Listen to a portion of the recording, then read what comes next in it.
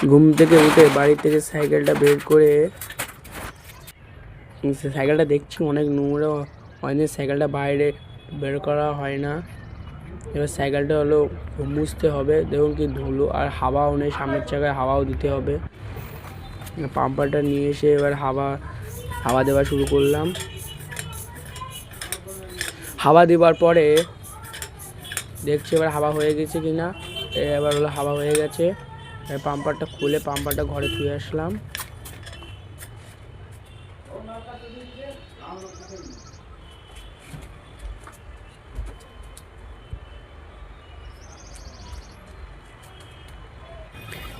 সাইকেলটা ভালো করে কাপড় দিয়ে হলো মুছে নিলাম, অনেকটা নোংরা লাগছিল সাইকেলটা। এবার মুছে দেখুন এবার চকচক করছে সাইকেলটা ধুলো পড়ে। এবার ব্যাগটা নিয়ে বাড়ির থেকে বেরোলাম টিউশন যাওয়ার উদ্দেশ্যে।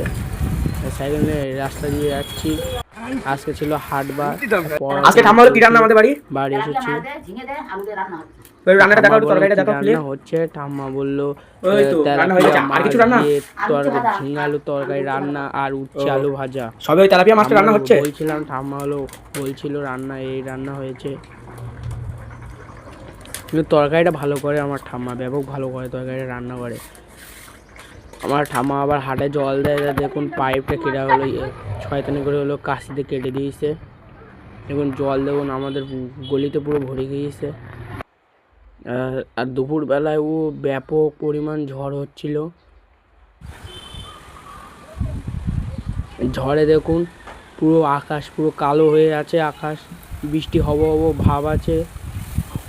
কি জোরে জোরে হাওয়া হচ্ছে দেখুন। এখানে আজকে হলো ঝড় উঠেছে, দেখুন উড়ে যাচ্ছে হাওয়া। দেখুন হাওয়াটা দেখুন, ব্যাপক জোরে হাওয়া হচ্ছে। এদিকে ঘুরে যাচ্ছে ক্যামেরাটা।